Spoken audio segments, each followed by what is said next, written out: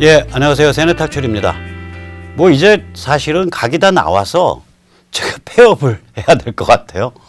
뭐 미중전쟁 말씀드린 대로 그렇게 진행하고 있고, 그 결과는 결국은 우리 입장에서는 북한 해방, 자유조선의 등장 이렇게 갈 거고, 또 그 결과는 휴전선 남쪽에서 아주 거대한 정치 쓰나미, 정치 문화의 대변화가 뭐 짧게는 몇 년, 길게는 한 30년에 걸쳐서 이어질 거고, 이미 다 이렇게 틀이 잡혔습니다. 그 이제 억지로 요새 좀 거대 담론을 하고 있는데 용서해 주시기 바랍니다.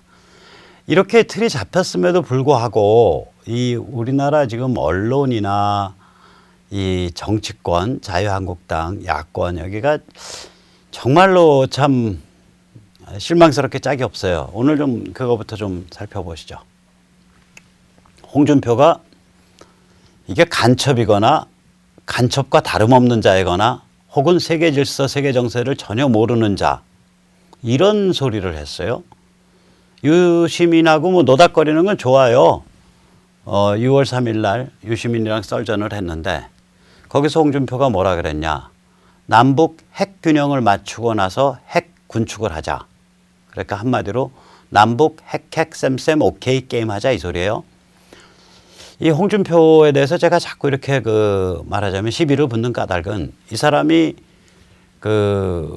저기 어디죠? 그러니까 2017년 여름에 제가 이제 6월 말에 감옥에서 나왔는데 2017년에 한 100일 있다가 나오고 나서 한 달 반 있다가 갑자기 자체 핵무장 얘기를 들고 나왔어요.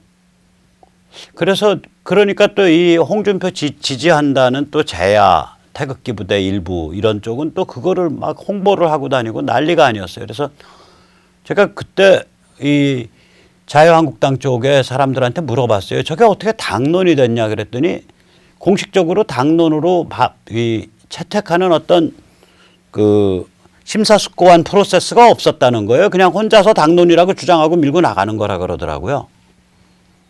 근데 이런 정도의 문제를 홍준표가 알량한 머리인지 뭐 좋은 머리인지 거기서 그냥 나와서 입에서 나오는 대로 짓거린다. 그거야 그때 시비 붙는 사람이 없었으니까 가능할지 몰라도 그 이후에 이제 저 같은 사람들이 계속 문제를 지적해 왔고, 그리고 그 이후에 미국의 행보와 전략이 지금 거의 다 명확하게 드러난 상태인데도 아직도 이 소리를 한다? 둘 중에 하나죠. 간첩 혹은 간첩과 다름없는 자이거나 혹은 아주 무지하거나. 저는 홍준표 씨한테 묻고 싶어요. 당신은 어떻게 그런 생각을 하냐. 이 사람 관점에서는 미국이 주도하는 신세계 질서가 눈에 안 보이는 거예요. 중국을 무력화시키겠다. 그 지금 뭐 화웨이 밥그릇을 아예 깨버리겠다는 정도까지 지금 나가고 있는데, 그 다음에 그거는 필연적으로 북한의 접수 해방, 미국에 의한 자유조선의 등장으로 이어집니다. 제가 세뇌탈출에서 여러 번 말씀드렸듯이 북한은 한 번도 뒷배가 없은 적이 없어요. 1945년에서 1970년, 71년까지는 소련이 뒷배였고요. 미중 대땅뜨가 일어난 다음에 미중 밀월이 시작된 1970년대 초반 이후에는 91년 소련이 망할 때까지 20년 동안 소련과 중국 두 개의 뒷배를 가지고 있었고요. 1991년 12월에 소련이 망하고 나서 1992년부터 한 2018년, 2019년까지 한 거의 20년 동안은 중국이 뒷배라고요. 지금도. 그런데 중국이 무력화된다는 얘기는 북한의 뒷배가 사라진다는 얘기예요. 북한 체제는 스스로는 절대로 지속 가능한 체제가 아니기 때문에 뒷배가 사라진다는 얘기는 결국 시간과 계기가 문제지 미국이 북한을 접수 해방시킨다는 얘기가 된다고요, 이게. 이런 게임이 펼쳐지고 있는데 여기서 마치 김정은 체제가 영구불면할 것처럼 생각을 하고, 김정은 체제가 핵을 가졌으니까 우리도 핵을 가지고 남북 핵 쌤 오케이 게임을 하자. 지금 홍준표 씨한테 대단히 미안한 얘기인데 IQ가 세 자리가 아니라고 생각하고 싶어요. 왜 그러냐면 IQ가 좀 되고 사람이 사고력이 있다라고 생각을 하면 저 그런 간첩인데 이렇게 결론이 나오니까. 그래서 이게 지금 상황에서도 어떻게 저 소리를 저렇게 태어나게 하나. 그것도 유시민 만나서. 유시민은 또 거기다가 엉터리 같은 소리를 했죠. 그런 얘기를 하니까 그거는 뭐 전형적인 우파 논리 어쩌고 저쩌고 홍준표를 그렇게 비판했는데 유시민한테 제가 말해주고 싶은 게 있어요. 박선원 씨인가? 그 노무현 때 그 청와대 비서관하고 그 다음에 브루킹스 연구소에서 좀 이렇게 그 경력 관리 좀 하고 그리고 천안함 때 괴담을 만들어낸 장본인 중에 하나고 그 사람은 이 자체 핵무장 얘기하잖아요. 왜냐하면 왜 그러냐면 우리가 자체 핵무장을 얘기한다는 얘기는 북의 핵 보유를 인정한다는 얘기가 되거든요. 그러니까 자체 핵무장이 그 유시민 씨 얘기대로 뭐 우리 쪽만 얘기하는 게 아니에요. 저쪽에서도 지능적인 자들은 자체 핵무장 얘기를 해요. 그래서 제가 홍준표 씨랑은 개인적으로 사적으로 마주칠 일이 없길 바랍니다. 왜 그러냐면 저는 사적으로 마주칠 게 딱 되면 모욕죄가 성립하지 않는 범위에서 가장 그 신랄한 말을 할 거예요. 야, 너 간첩이냐? 아니면 바보냐? 면전에 대고 한 30명, 50명 모여있는 자리에서 큰 소리로 야, 너 간첩이냐? 아니면 바보냐? 그건 모욕죄 아니거든요. 너라는 거는 평소체지 모욕적인 게 아니잖아요. 이 개 땡땡 뭐 이런 얘기가 아니니까. 그러니까 제가 나가는 자리에는 홍준표 씨는 나오지 마세요. 또 그 홍준표 씨 나오는 자리에는 저 부르지 마시라고. 저 정도 얘기되면 저거는 굉장히 그 배우나 의도를 의심할 수밖에 없어요. 전제는 홍준표 씨의 IQ가 세 자리라고 생각한다면. 홍준표 씨 IQ가 세 자리가 안 된다라고 그런다면 제가 뭐 배우나 무슨 의도를 의심할 필요가 없죠. 저랑 다른 경지에 있으니까. 자, 그리고 우리 같이 이게 세계 경제, 미국이 주도하는 세계 질서 속에서 살아가는 나라가 핵을 무장하기 위해서 NPT를 탈퇴하고 미국 전략을 연맥인다? 이거는 죽음이에요, 죽음.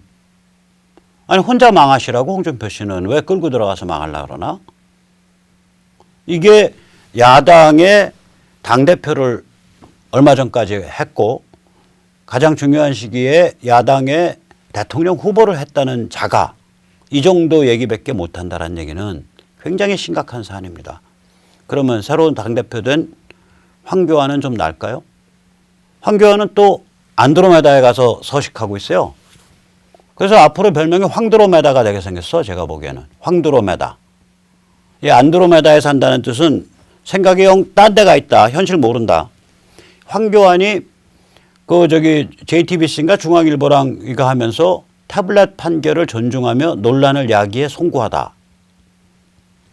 이거를 보고 제가 이제 황교안이 그 전에 그 타블렛 PC가 조작됐을 수 있다 이 얘기를 했었거든요. 그걸 이제 뒤로 발로 빼는데 그걸 보고 제가 굉장히 놀랐어요. 왜냐?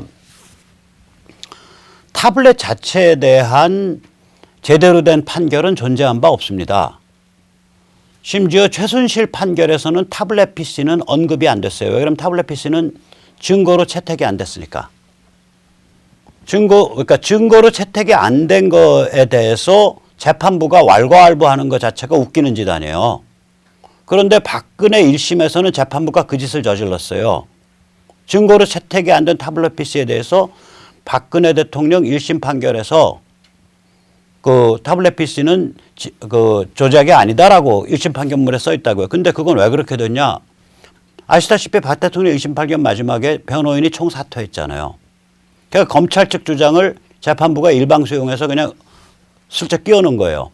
다시 말하면 이때까지의 재판은 타블렛 PC의 진위에 대해서는 일어난 적이 없어요. 정확히 표현하면. 박근혜 대통령 1심 판결에서 재판부가 증거로 채택되지도 않은 것에 대해서 예단을 한 거 외에는 제대로 된 판결이 난 적이 없다고요. 심지어 변희재 동지에 대한 재판도 타블렛 PC에 대한 진위에 대한 게 아니에요. 명예훼손 및 다중에 의한 위협 뭐 이런 거지 타블렛 PC 건이 아니라고요. 그걸 검찰도 타블렛 PC를 피해서 진위를 그 사안을 피해서 변희재를 기소를 했고 그 논점이 변희재 동지를 재판부도 거기에 바탕에서 움직이고 있다고요.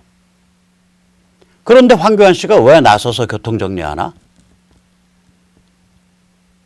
황 대표가 왜 나서서 교통정리를 하냐고요, 그런데. 타블렛 판결? 정색을 하고 제대로 들춰갖고 판결한 적이 없다니까요. 박근혜 대통령 변호인 다 물러난 상태에서 재판부가 자기 판결문에 한 줄 써놓은 거, 그것도 증거 채택도 안 된 것에 대해서. 그거 외에는 타블렛을 판결해보자라고 딱 덤벼서 그거를 다 까서 판결한 적이 없다니까. 근데 왜 타블렛 판결이라고 표현해? 황교안 씨는 변호사 자격증 반납하고요. 다시 로스쿨 늦학교로 등록하셔서 법률 공부를 다시 하세요. 당대표 때려치고. 특히 이러면서 논란을 제기하고 뭐 의혹을 제기하면 송구해? 아니 지금 투쟁을 해야 될 때인데 뭐가 그렇게 송구해? 누구한테? 문재인한테? 문재인 정부의 정치검찰, 정치판사들한테? 그렇게 송구하고 죄송할 것 같으면 뭐하러 당대표 하고 있어요? 당대표 그만두세요 당장. 도대체 황교안 씨 왜 이럴까? 동기가 뭘까? 약점이 있는 걸까? 혹은 조중동, 김무성, 유승민 등 탄핵 동지회에게 아양을 떠는 걸까? 이 탄핵 동지회의 힘이 특히 조중동 쪽으로 딱 뒤에 버티고 있기 때문에 이 국회의원들이 누구도 감히 나서서 지금 탄핵이 원천적으로 문제가 있다는 걸 스크럼을 짜고서 제대로 발언하는 사람이 없다고요. 조선중앙 동아에 찍혀서 골로 갈까 봐. 언론에 찍혀서 골로 갈까 봐. 그 미리 알아서 기는 중이니까 납작 엎드려서. 안드로메다는 전부 납작 엎드려서 기는 네발 짐승밖에 안 살아요. 황교안 씨는 평소에 두 발로 걷는 게 아니라 네 발로 기어다닙니까? 거기다가 이게 굉장히 구역질이 나는 게 박근혜 대통령 재판의 판결문에만 거론됐거든. 그러면 박근혜 대통령 그 1심 재판 판결문에 그 부분을 인정한다는 소리가 돼요. 즉 손석희가 떠들었던 뭐 카톡인가 뭔가에 이 좌우도 바뀌어 있는 이상이 야릇한 그 전체 시나리오를 인정한다는 소리가 돼요. 그 얘기 뭐냐? 자기가 모시던 보스 박근혜 대통령 등짝에 칼밖에 아니냐 이거지. 황교안 씨 그렇게 안 봤는데 굉장히 배신 때리네. 황교안 씨 할 말이 있고 안 할 말이 있는 거요. 소심하고 조심스러워서 싸움에 총대를 못 맨다. 거기까지는 이해할 수 있어. 근데 배신을 때려? 이건 또 얘기가 다른 거 아니요. 거기다가 이 문제를 가지고 변희재 동지가 엄청나게 감옥을 살다 나왔잖아요. 굉장히 뭐 엄청난 오랜 세월이 있었잖아요. 그 명예훼손 이런 거 가지고 보통 감옥에 그렇게 안 가둬요. 그러면 이쪽 재하에서 투쟁해 온 사람들은 황교안 씨한테는 버러지로 보이나? 오케이, 그럼 우리도 황교안 씨를 버러지로 보지. 당신이 우리를 버러지로 본다는데 우리가 당신 버러지로 볼 수밖에 없지. 서로 피차마차 아닌가? 피차마차 아니야 서로? 도대체 황교안 씨한테 묻고 싶은 게 정치판에 들어온 지 며칠 됐다고 벌써 그 지경까지 망가졌으면 앞으로 어디까지 망가지려고 지금 결심했는지 내가 묻고 싶어요. 정신 차리세요. 정신 차리시라고. 안드로메다에 갔던 거 빨리 돌아오시라고 지구로. 이거 황드로메다라고 별명을 붙여야겠어. 완전 안드로메다에 가서 살아 혼자서. 지금 뭐 저기 뭐야 조중동 김무성 유승민한테 이렇게 올리브 가지 흔들고 나도 탄핵 동지회랑 같은데 끼워주세요라고 납작 엎드리고 네 발로 기어서 들어가는 중이에요 지금. 내가 앞으로 황교안 씨 마주치면 그 네 발 길 때 쓸 수 있는 손바닥에 끼는 신발 같이 생겨라 하나 드리려고 그래요. 끼려면 제대로 끼고 겨라 이거야 차라리. 당신이 우리를 버러지로 보면 우리도 당신을 버러지로 본다고. 지금 이 건과 관련돼 가지고 감옥에 간 사람, 고소 고발에 걸린 사람이 굉장히 많은데 그런 식으로 등짝에 칼 박어?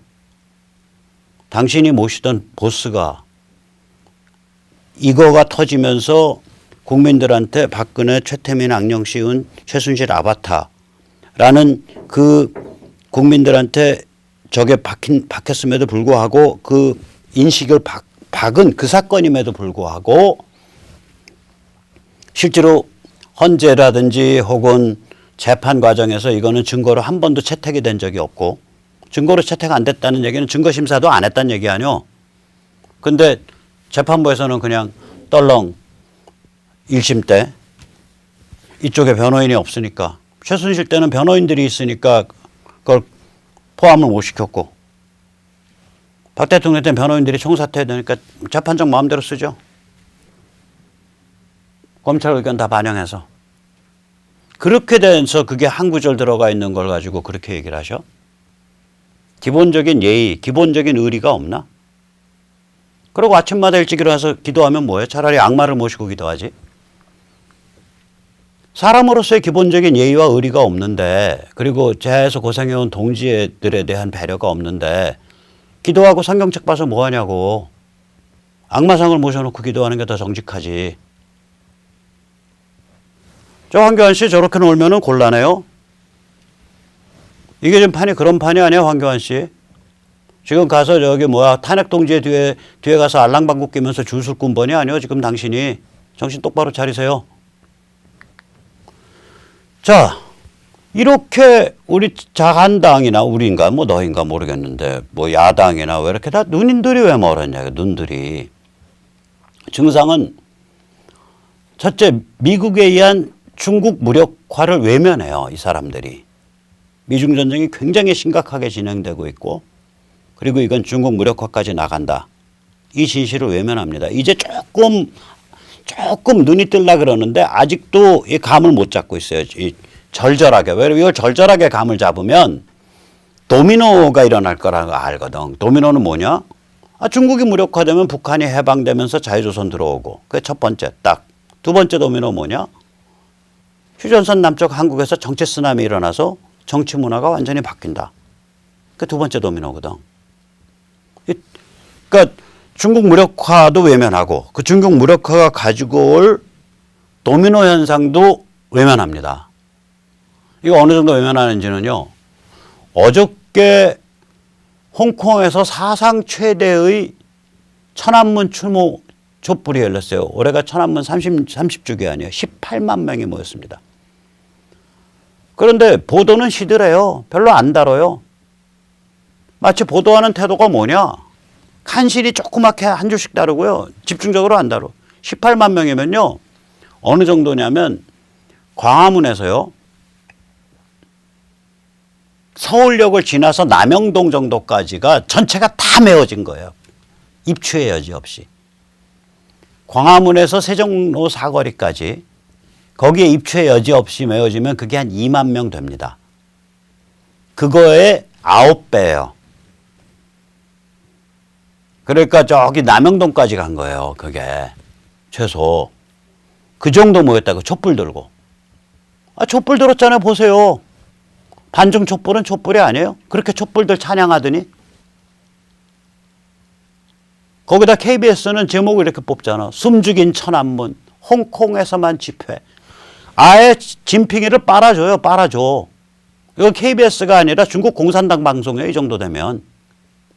숨죽인 천안문 홍콩서만 집회. 사람이 저게 그 정보에 의하면 2,000명에서 10,000명 사이가 죽은 사건인데 거기에 대해서 지금도 광주 울부짖는데 광주 200명 죽었잖아요. 그거의 10배에서 50배짜리 사건인데 숨죽인 천안문 홍콩서만 집회.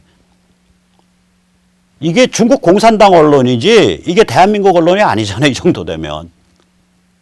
다시 말하자면 이게 근데 쟤들만 그런 게 아니라 우리나라 제도권 상류층 전체가 자유한국당까지 포함해서 야당 다 포함해서 애국당도 아마 그럴 거죠. 애국당이 반중 집회나 저기 시진핑 공격하는 거 그다음에 중국 무력화에 대한 미국 전략을 찬성하는 거 이거 잘 못 봤거든요.